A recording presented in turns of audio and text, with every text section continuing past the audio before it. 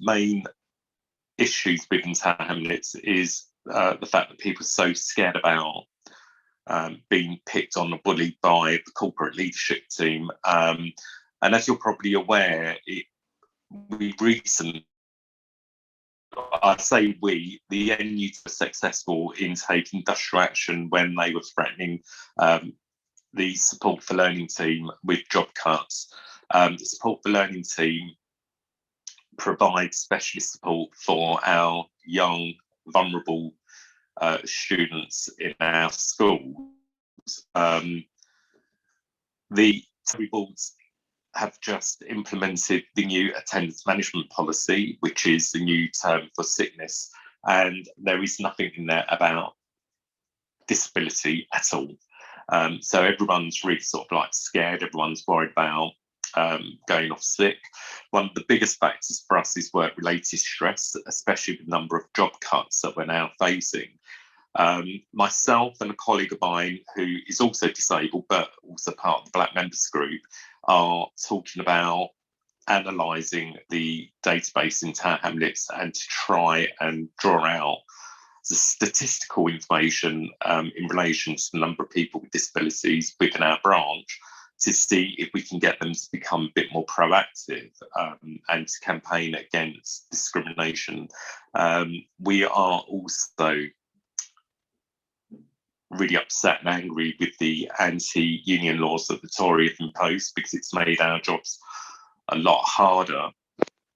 But we are currently sort of fighting, so it's a matter of watch this space and see what happens, because we will go through a form ballot again for further industrial action.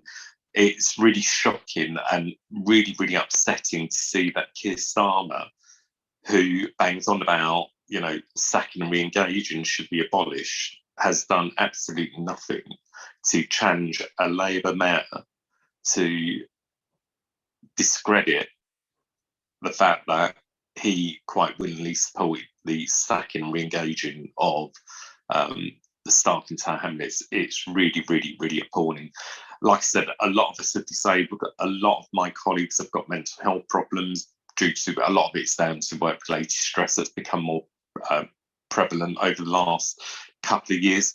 We're working under very intense and under a lot of pressure with the pandemic, working from home, so there's less contact, working in isolation, making the job a lot harder. A lot of people are complaining about work-related stress, and I think that's now another issue that we as a union need to take on board when it comes to representing members and representing them in formal sickness reviews. We as a branch are really proud of our disabled members. We 100% support work that they do. We encourage them to be part of our union and part of our disability group that we have running within the union. Unfortunately, it's still very much in its infancy, but we are trying to push for new members to join us so we can have a group that can represent these disabled people. And that's a little bit about us as a branch. Okay, thanks very much, Mario. Very interesting what you were saying. Thank you. All the sort of workplace related stress and especially the political points as well about Labour mayor and the fire and rehire. So thank you very much, Mario. Next guest speaker is Elane from the UCU, which is the University and College Lecturers Union. Elane, just tell us a little bit more about yourself and then the floor is yours. Thanks. I am on the NEC representing disabled members in the UCU. My term of office will finish very soon, actually, and I'm a worker who lost my proper full-time job because of being disabled and not having reasonable adjustments in my workplace. So I've been very involved in trying to campaign to change that situation for my members and for nationally through the TUC committee and working with Janine and others in that. I guess I wanted to say something general about anti-union laws and something about disabled people's struggles, and then bringing them together in a way, because obviously we all know this, but maybe it's always good to remind ourselves that anti-union laws are not new. They've been with us since the beginning of our organisation, whether it's the anti-combination laws, right back at the beginning in the Industrial Revolution, the toll puddle martyrs, and through to now. And I wanted to kind of just say this, that how strong they are against us and how much impact they have really depends on the balance of forces between us and them. Actually, in other words, how united we are, how hard we're ready to fight, and our own kind of confidence as workers. Because maybe the best kind of time that illustrates this is in 1972, there were two strikes, two big national strikes in which people were arrested and put in prison for basic, straightforward, normal trade union activities. And of course, you'll know these, I'm sure, but they illustrate exactly the point about confidence and about organisation, because the first were the Pentonville dockers who were arrested during a strike when they were picketing, like right where I used to live, which is now where the big sort of shopping centre in Stratford is. They were picketing there, not at the docks. And 5 of them were arrested and they were put in Pentonville prison. And within days of the due process of British law doing its thing, they were out again. And they were out because people took no notice of the law. The dockers went from place to place. They organised a massive strike that just spread and spread and spread, but actually unofficially and through political organisations outside of the official structures of the union. Quite often, people organised huge demonstrations, blockaded the streets, went on strike, and within days the official receiver turned up and let them out because they were losing and we were winning. And to continue it might have made us win a lot more than we began. The other strike was, of course, the Shrewsbury 24, who were arrested 5 months after the national building strike. After it had ended, after some concessions had been given, they were arrested and put in prison. We know quite famously the 2, but there were actually 24 that were arrested and 6 that were originally going to be put in prison. They served their sentences because once that strike had died down and once people had kind of weren't in the same situation really to begin to organise and to have confidence to just spread it, they served their whole sentence and their convictions have only just been squashed. So that's a bit of a long thing, but I wanted to just make that point because anti-union laws are about disrupting our solidarity and weakening our power. And I think it's really important for us to understand they're not only about what happens inside of our workplaces, they're also about what happens inside of society as a whole. Because it isn't just about health and safety at work or about wages or about sectional organisation. Many of the things, the rights that we have been won through workers taking action outside of the workplace or taking action inside of the workplace to support the social wage, as it were, benefits or issues about social justice and so on. So the anti-apartheid struggle, the women's right to choose struggle, you know, the big pro-abortion protests that ushered in the kind of will to change the law. Massive involvement of trade unions inside of those marches, official kind of TUC support and protests on the streets.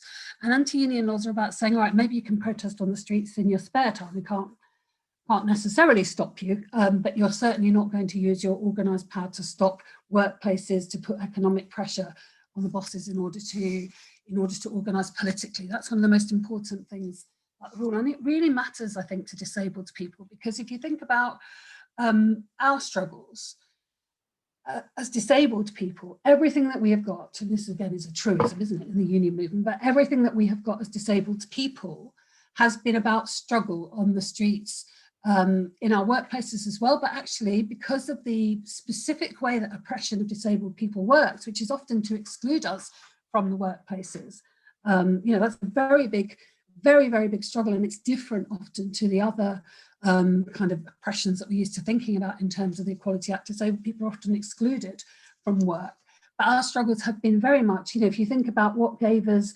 the forerunner of the Equality Act, what gave us the Disability Discrimination Act, was about struggles in the streets, people blockading in front of buses, chaining themselves. It was amazing. I remember watching lots of that because it was before I had my accident and acquired impairments that way. Massive protests and actions that people took, very militant. The same in terms of getting all the rights to funded care and so on. Have been a series of organisations and protests, and we see that continuing with disabled people against the cuts, who are probably the best known, but there's lots of DPOs have been organising around the Independent Living Fund and so on, but kind of the best known recently probably have been the DPAC protests, blockading roads, etc. We did it from TUC, Disabled Workers Conference 1, lunchtime once, which was brilliant. you know, we've got everything through our struggles. And the difficulty, though, I think, is that when it comes to how we conceive of defending disabled, we've known as disabled people that it's about collectivization. So there's been, you know, always, back in 1889, the first kind of disabled people's organization was set up here, which was the League, you know, the National League of Blind and Disabled People, which affiliated itself to the TUC very, very early on, actually. So we've always kind of had that notion that collective struggle is how we organize. But here's our contradiction. The law that protects us, that we've won, insofar as we have it, the Equality Act, is always based not on any kind of collective struggle, but on individual analysis of our bodies, our impairments, how we function as individuals in relation to normal daily life. That's literally how we're defined as a person who is disabled in the Act.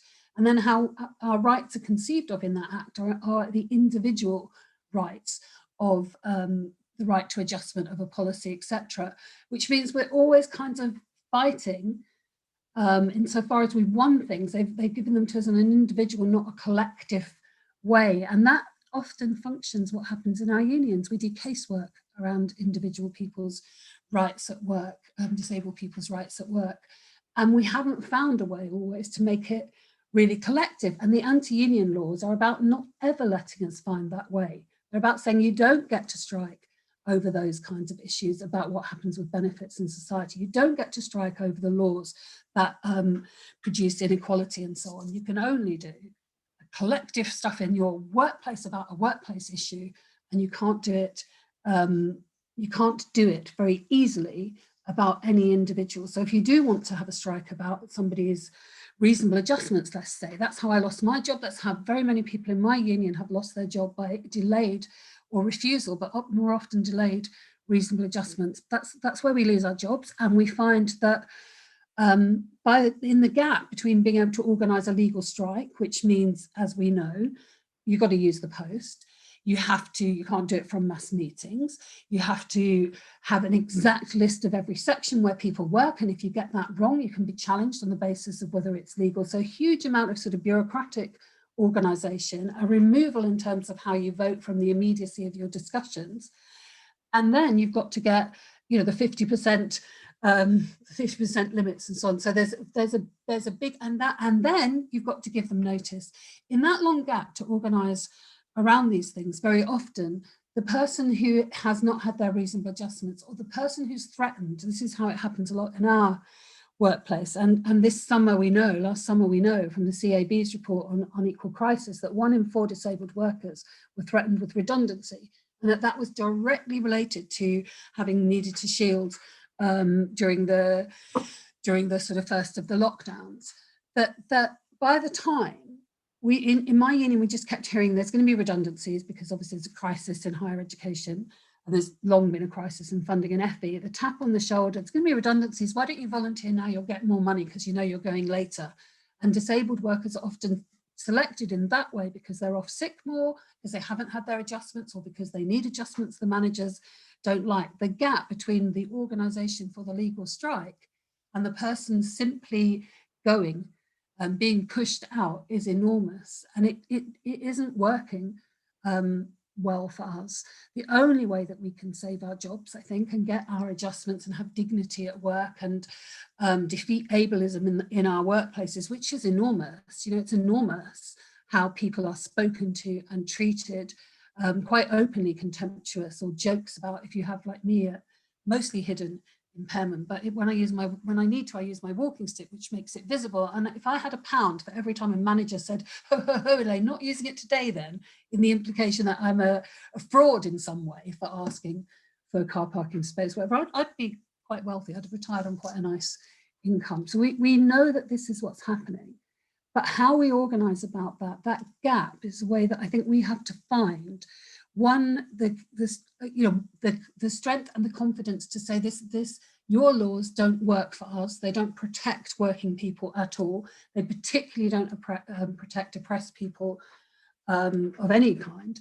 And we need to find different solutions. But while we're kind of building that strength, which I believe will come back, you know, we're no less weak actually as workers than we were in the 70s. We just don't know it anymore.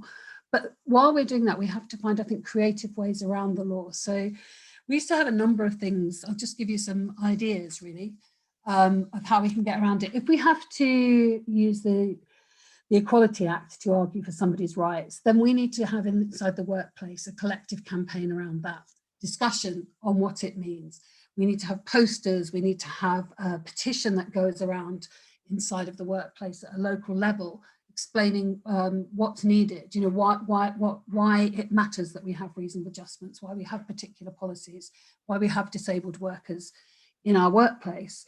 We need to win people to it. Then we need to just disrupt, I think. There's lots of things you can do short of around the anti-union laws, you know, to have little protests, little demonstrations, little one of the things we used in Hackney was just meet at lunchtime and march round around the college. It had a nice big square. We used to march round and round and round, shouting our heads off, and all the students loved it, so they'd all come out and join in, and it was very effective. And then we might have an emergency health and safety meeting, which of course was legal. And we might have that for the next hour and a half after lunch, and then we might go back to work, and then we might do that every day for a week or something like that. There are ways, but it's about our confidence, I think. I'm slightly whiffly because I managed to lose what I was actually going to say, but just let me kind of finish with this, that we can beat the anti-union laws. I mean, we've done it in our union in a whole raft of disputes recently.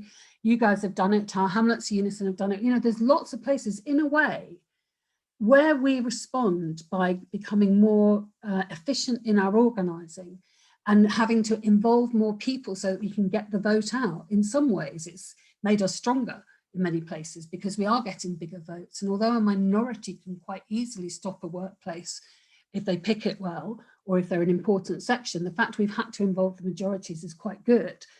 But where we don't have that yet, or where we're still building and organising around those, you know, how to get around those laws, we can simply use other means in order to collectivise. And in terms of disabled people, I think we really have to, because I'll finish with this. I think that ableism is one of the worst understood oppressions inside of our workplaces.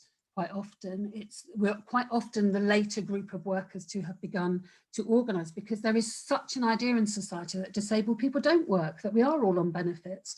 And actually, of course, the people who need social care, independent living stuff are the same people very often who need it so they can get to work on time, to do their jobs. We are more recently seen as being part of the workplace, and because we've been pushed out so often, that's been really problematic, I think, to winning, even inside of all our unions, a proper understanding of what our oppression looks like, and winning our colleagues and our workmates to supporting us. So I guess I would say, after a lot of waffling that far too much of the trade union emphasis in relation to disabled workers follows the capitalists, the employers' way of doing it, that it sees us as individuals with individual impairments, individual issues, individual needs for adjustments to this or that different bits of policy.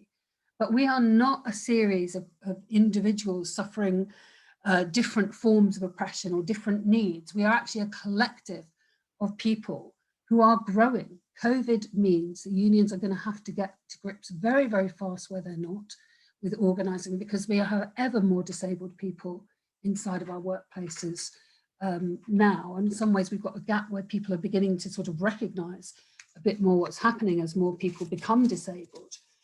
But yeah, we have a chance, I think, but we have to be loud and noisy and vocal at our local and our national level in demanding that our unions take our issues and collectivise them. Because where we are left to fight on our own, and where it is only seen as an individual issue for legal stuff or casework, then we lose and we lose and we lose, actually, because they wait us out. You know, some of us win, but other of us are pushed out of our workplaces. So yeah, stuff their laws. We need to get organised. That's it. Thank you very much, Elane. Some absolutely fantastic points raised there. A lot of food for thought, and you know, it's almost like a history lesson, isn't it? You know, Shrewsbury pickets, Pentonville, but what it does tell us is that, you know, we can win, and as you say, you know, we can win collectively. That's how we overturn things. And you know, we've got the point you made about the anti-trade union laws. and you're sort of, how shall I put it, you're, the ways that can be defied. That was very inspiring. So thank you very much, Elane. Okay, next speaker, we've got Janine Booth. Doesn't really need any introduction. And Janine will be speaking on behalf of Neurodivergent Labour. Janine. Thanks very much, David. So my name's Janine Booth. I am a member of the RMC as well. Work on London Underground, and I'm the secretary of the RMC Disabled Members Advisory Committee that David chairs. But tonight I'm speaking on behalf of Neurodivergent Labour, which I am the chair of. As it says on the tin, Neurodivergent Labour is an organisation of neurodivergent members and supporters of the Labour Party. So Neurodivergent Labour has existed. It's only existed for a couple of years. It's only had 2 annual general meetings, and yet it already has policy calling for the scrapping of anti-union laws. So I want to explain why that is. So first of all, what does neurodivergent mean? So neurodivergent means having an atypical brain wiring. So we're talking about people who are autistic, dyspraxic, dyslexic, have Tourette's, ADHD, that kind of atypical brain development. And neurodivergent people are disabled by the numerous and significant barriers that society puts in our way. And in particular, neurodivergent people face significant disadvantage in employment. So, for example, surveys have shown that only 15% of working age autistic people are in full-time employment. I don't believe for one second that's because only 15% of working age autistic people are capable of full-time work. It's because the vast majority of workplaces are discriminatory and hostile to autistic ways of thinking. A further 9% of working age autistic people are in part-time work. There are great barriers and discrimination against dyslexic workers, dyspraxic workers, and so on. So how are we going to overcome these barriers? Well, we could wait for the employers to see the light and improve working conditions for us, and run an awareness week every year for several decades to come. But if we wait for generosity from the employers, we're going to be waiting a very, very long time. Fact is, if we want more accessible, fairer, less hostile workplaces for neurodivergent people, what we need is strong, free trade unions that fight for them. However, Britain's anti-trade union legislation makes it harder for unions to fight for the rights of neurodivergent and other disabled workers and neurodivergent and disabled people more generally. And I want to look at 4 main areas in which it does this, 4 main ways in which it does that, and then make a couple more comments at the end. Okay. So the first one is limiting issues on which unions may lawfully take action. So the anti-union laws say that you can only take industrial action over a bona fide trade dispute with your own employer. So a union can strike to defend its members' jobs, but it can't strike to demand the right for work or benefits for all, including neurodivergent or disabled people. A trade union can strike for higher pay for their own members, but it can't strike against benefit sanctions, for instance. So basically what the law does is it allows trade unions only to act selfishly, and then when we do, it denounces us for being selfish. The second main area in which the anti-union laws disadvantage us is even when you are allowed to have industrial action, even if you do have a bona fide trade dispute, you can only do it after following an onerous list of procedural requirements, and Elane explained quite a lot about that. So for instance, you might have blatant disability discrimination at work, but to take action, you've got to do ballots and notice periods and all that kind of stuff before you can take action. And even if you manage to get through that process without making a tiny error that leaves you in court, then probably the discrimination has already happened.